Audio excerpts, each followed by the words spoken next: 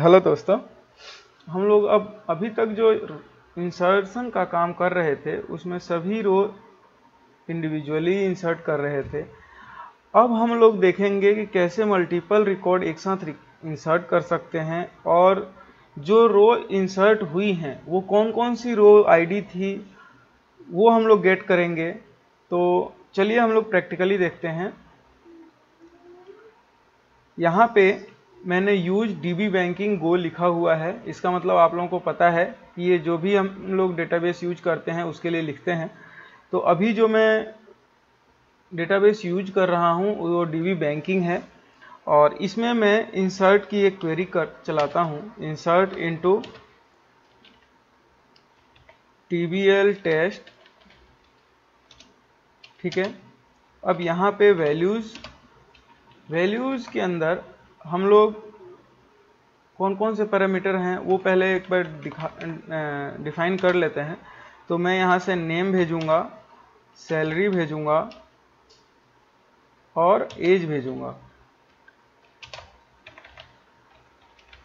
ये तीनों पैरामीटर मैं यहाँ से भेजूंगा और यहाँ पे मैंने ले लिया वैल्यूज और वैल्यूज के अंदर हमने पास किया, क्या क्या पास किया। पहले नेम में मैंने डाला सुमित,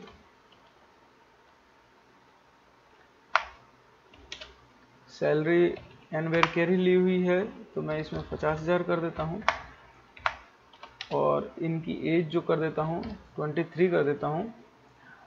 इस क्वेरी को अगर मैं रन करता हूँ तो इस क्वेरी को रन करते ही मेरा एक रो इफेक्टेड होगा, बट मैं चाहता हूँ कि मल्टीपल रिकॉर्ड इंसर्ट करना। तो नॉर्मली कुछ भी इसमें ज़्यादा चेंजेस नहीं है, कॉमा लगाएंगे और मैं दूसरा पैरामीटर पास करूँगा। तो सपोज कीजिए कि मैंने ये वाला पैरामीटर पास किया, ठीक है। इसी तरह मैंने तीसरा रिकॉर्ड पास किया,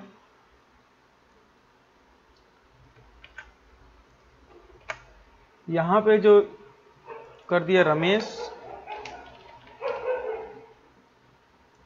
यहाँ कर दिया प्रतीक, यहाँ कर दिया दीपक और इनकी जो सैलरी है वो कर दी मैंने 30,000, इसकी सैलरी जो है वो कर दी 40,000 और इसकी सैलरी कर दी मैंने 45,000। अभी तक जो भी रिकॉर्ड इंसर्ट हुए वो इंडिविजुअली हुए हैं, लेकिन इस केस में क्या होगा कि तीनों के तीनों रिकॉर्ड एक साथ ही इंसर्ट हो जाएंगे। तो मैं यहाँ पे इंसर्ट की क्वेरी को रन करता हूँ तो यहाँ पे देखूंगा कि मेरे तीनों रिकॉर्ड इंसर्ट हो गए हैं और जब मैं इसको चेक करूँगा तो सेलेक्ट स्टार फ्रॉम टीबीएल टेस्ट और इसको एग्जीक्यूट करते हैं तो ये देखूंगा कि रमेश, प्रतीक और दीपक की सैलरी आ गई है और उसी के अकॉर्डिंग उनकी एज आ गई है और ये जो आईडी है वो 343, 344, 345 ये आ रही हैं। ठीक है, अब मैं इसी के साथ मैं इसका एक रिटर्न करना चाहता हूँ। रिटर्न क्या करना चाहता हूँ कि ये जो भी रिकॉर्ड इंसर्ट हुए हैं उनकी आईडी मेरे सामने आ जाए। ठीक है, तो इसके लिए मैं क्या करूँगा, मैं वापस एक क्वेरी के इसी क्वेरी में मैं कर देता हूँ। तो यहाँ पे इसमें थोड़ा सा चेंजेज आएगा, इंसर्ट इनटू टीबीएल टेस्ट और यहाँ पे जो हमने पास कर रखा है वैल्यूज, उससे पहले मैं यहाँ पे आउटपुट रिटर्न करा लूँगा OUT।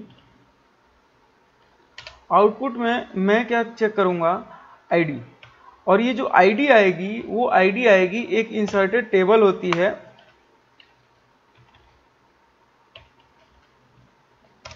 ये इंसर्टेड टेबल क्या होती है और ये कैसे बनती है या क्या कब बनती है और इसके बारे में मैं और जब ट्रिगर में आप लोगों को बताऊंगा तो उस केस में मैं इस टेबल को के यूजेज के बारे में बताऊंगा। अभी हाल फिलहाल इसको हम लोग केवल समझ लेते हैं कि इंसर्टेड डॉट आईडी लिखेंगे तो जो भी इंसर्टेड रो होंगी उसकी डिटेल आ जाएगी। तो ये देखिए मैंने वापस एक बार इस क्वेरी को चलाया और क्वेरी को चलाते ही मेरे पास 346, 347 और 348 तीन रो इंसर्ट हुई है। तीनों रो के डिटेल आ गई है कि ये आईडी इंसर्ट हुई है। ठीक है। तो इस तरीके से हम लोगों ने देखा कि आज मल्टीपल रिकॉर्ड कैसे एक साथ इंसर्ट करेंगे, और मल्टीपल रिकॉर्ड एक साथ इंसर्ट करने के बाद ये कैसे मेरा आउटपुट आएगा कि कौन सी आईडी को मैंने इंसर्ट किया है।